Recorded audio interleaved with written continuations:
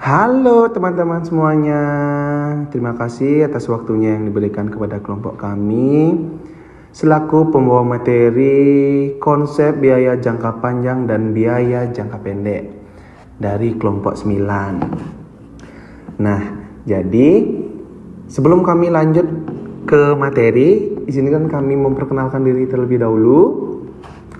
Perkenalkan, nama saya Anagung Dwi Anggara Devana Darabadanti, nomor absen 13. Dan teman saya ada Imade Danuarta Putra Sandika, nomor absen 16. Jadi untuk materi pembahasan yang pertama akan dibawakan oleh Danu.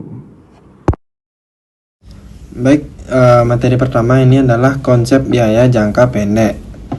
Dalam jangka pendek, perusahaan hanya dapat berubah sebagian dari input produksinya. Input tetap seperti bangunan, alat berat, atau mesin tidak dapat diubah dalam waktu singkat. Sedangkan input variabel seperti tenaga kerja dan bahan baku itu dapat disesuaikan. Selanjutnya ada jenis biaya dalam jangka pendek. Yang pertama itu ada biaya tetap, biaya yang tidak berubah meskipun output berubah seperti uang sewa gedung atau gaji manajer. Kedua ada biaya variabel, biaya yang berubah seiring dengan perubahan output seperti biaya bahan baku dan upah pekerja harian.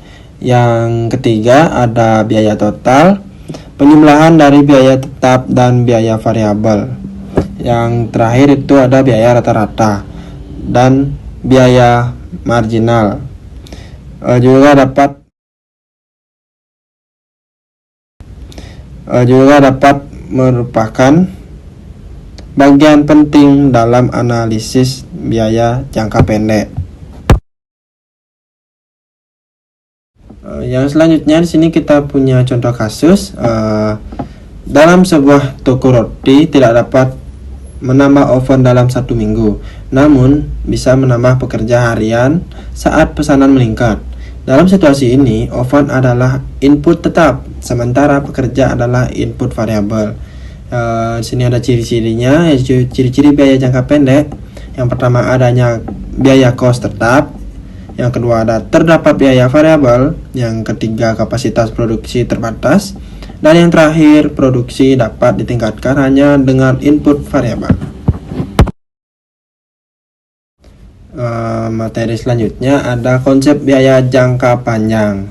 Dalam jangka panjang, seluruh faktor produksi dapat diubah. Tidak ada lagi yang disebut biaya tetap karena semua sumber daya dapat disesuaikan. Selanjutnya ada karakteristik biaya jangka panjang. Semua input adalah variabel, sehingga perusahaan dapat mengubah kapasitas produksi. Tidak terdapat biaya tetap karena tidak ada batasan untuk mengubah skala usaha. Perusahaan dapat mengevaluasi efisiensi skala dan memilih teknologi produksi yang optimal. Oke, baik, terima kasih Danu atas pembawaan materinya. Jadi saya akan melanjutkan ke materi 2.3 yaitu kurva biaya jangka panjang. Nah, jadi kurva biaya jangka panjang biasanya berupa amplop dari kurva biaya jangka pendek. Nah, mencerminkan biaya minimum pada berbagai tingkat output dengan asumsi input dapat disesuaikan secara bebas. Nah, ciri-ciri biaya jangka panjang itu yang pertama, tidak ada biaya tetap.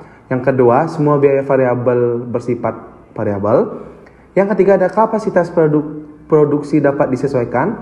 Dan yang keempat dapat terjadi skala ekonomi atau economies of scale.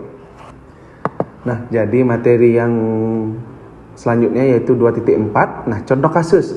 Jadi perusahaan manufaktur yang melihat permintaan terus meningkat dapat memutuskan untuk membangun pabrik baru, membeli mesin baru atau membuka cabang di lokasi lain. Semua keputusan ini merupakan bagian dari perencanaan jangka panjang. Nah, jadi teman-teman bisa dilihat dari PPT. Jadi itu itu contoh kasus yang ada di materi 2.4. Jadi kita lanjutkan ke materi yang ketiga yaitu implikasi dalam pengambilan keputusan. Nah, pemahaman terhadap konsep biaya ini membantu manajer dalam membuat keputusan yang tepat. Dalam jangka pendek, perusahaan fokus pada efisiensi operasional, pengendalian biaya variabel, dan penggunaan optimal dalam kapasitas yang tersedia. Dalam jangka panjang, perusahaan dapat mempertimbangkan investasi baru, ekspansi kapasitas, dan pemilihan teknologi untuk meningkatkan efisiensi dan daya saing. Nah, jadi sekian pembawaan materi dari kelompok kami. Jikalau ada salah kata, kami mohon maaf. Jadi, sekian untuk kesimpulan dari materi kami, yaitu perbedaan antara estimasi biaya jangka pendek dan jangka panjang merupakan fondasi penting dalam ekonomi produksi. Dalam jangka pendek, keterbatasan fleksibilitas input menghasilkan biaya tetap. Sementara jangka panjang, semua input dapat disesuaikan dan tidak ada biaya tetap. Pemahaman ini hanya penting dalam teori ekonomi, tetapi juga dalam praktik bisnis dengan mengetahui jenis biaya yang relevan dalam kerangka waktu tertentu. Manajer pengusaha dapat menyusun strategi produksi dan investasi yang lebih rasional dan efektif. Jadi sekian materi dari kelompok kami yang kami bawakan pada presentasi ini. Jadi jikalau ada salah kata atau tutur kata, kami mohon maaf. Kami pamit undur diri. Terima kasih. Dadah.